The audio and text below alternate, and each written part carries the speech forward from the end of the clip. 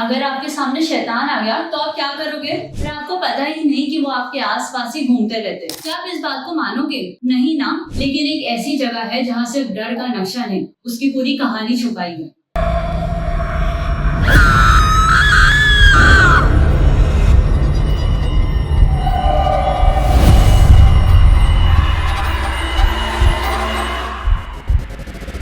लेकिन इसमें खौफ क्या है? रूम 333 ये हॉस्टल का एक सिंपल सा रूम नहीं, एक कर्स्ड, एक ऐसी कहानी का पार्ट जो सिर्फ हॉरर नहीं, सिस्टम के अंधेरे को एक्सपोज करता है, जहाँ ब्लैक मैजिक भी है, स्पिरिट पोजेशन भी, और एक बाबा जैसा दिखने वाला आदमी जिसके बारे में कहना मुश्किल है कि वो एक इंसान है भी या नहीं।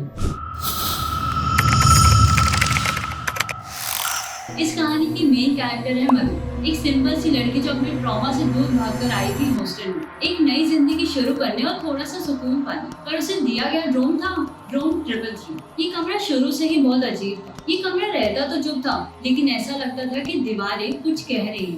रात होते ही दरवाजे खुद ब खुद बंद हो जाते थे। कहीं कुछ लिखा हुआ मिलता, लेकिन दिन होते ही वो मिट जाता था। ये सब कुछ इमेजिनेशन नहीं था, क्योंकि ये रूम ही एक कैरेक्टर है। और सेकंड, और इस कहानी में एक और कैरेक्टर था, एक बाबा जैसा दिखने वाला हकीम, एक स्पिरिचुअल गाइड बन के आता लोगों को रास्ता दिखाने। लेकिन अंदर से उस बाबा का इरादा कुछ और ही था। क्या वो सिस्टम के अगेंस्ट था, या फिर वही पूरा सिस्टम था? वो सिर्फ एक बाबा नहीं, पपेट मास्टर भी था, जिसने ब्लैक मैजिक, अंधविश्वास और लोगों के डर को अपना रास्ता बनाया। और जब तक लोग उसकी सच्चाई समझते, वक्त उनका पीछा छोड़ चुका था। नंबर 3,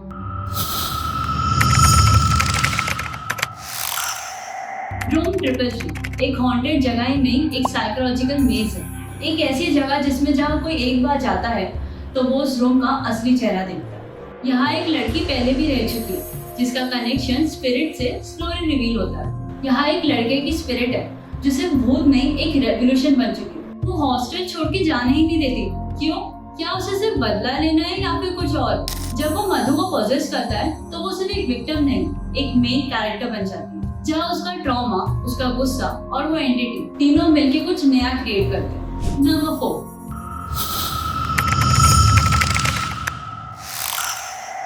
ये सीरीज एक हॉरर कहानी होने के साथ साथ एक सोशल मिरर भी है।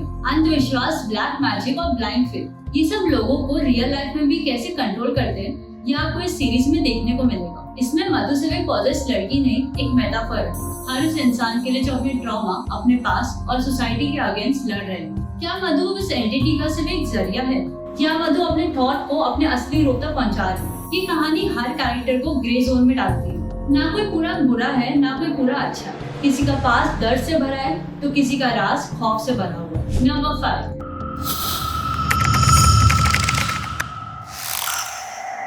जैसे जैसे कहानी आगे बढ़ती है कि कहानी और भी ज्यादा कॉम्प्लिकेट हो जाती है। कुछ लोग सैक्रिफाइस करते हैं, कुछ लोग अपनी रियल आइडेंटिटी दिखाते हैं, और कुछ लोग एक्सपोज हो जाते हैं सोसाइटी के सामने। और एक मोमेंट ऐसा भी आता है जहाँ ऑडियंस खुद ही कंफ्यूज हो जाती है कि कौन शैतान है, वो एंटिटी या वो इंसान जो सिस्टम में रहकर ही अंधेरा फैला रहा है। रूम 333 के अंदर सिर्फ एक आत्मा नहीं, एक कर्स, एक रेस और एक डेंजरस प्लान छुपा है, जो हर एक एपिसोड के साथ खुल के सामने आता है। नंबर 6,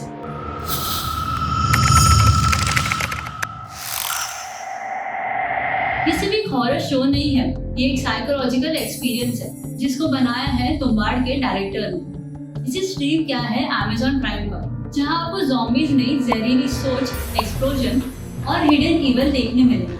और कहानी खत्म होते होते भी आपके दिमाग में कुछ न कुछ सवाल रह जाएगी। एक प्रो टिप, अगर आप ये सीरीज रात को देखोगे तो लाइट मत बंद करे देखना, पता नहीं कौन सा दरवाजा खुल जाए। अगर आपको ऐसी डार्क, साइकोलॉजिकल और हॉरर फिल्मी सीरीज के बारे में जानना पसंद है तो हमारे चैनल को सब्सक्राइब करना ना भूलें। मिलते हैं अगले वीडियो में, तब तक याद रखना, रूम 333 सिर्फ एक कमरा नहीं, एक दरवाजा है दूसरी दुनिया का।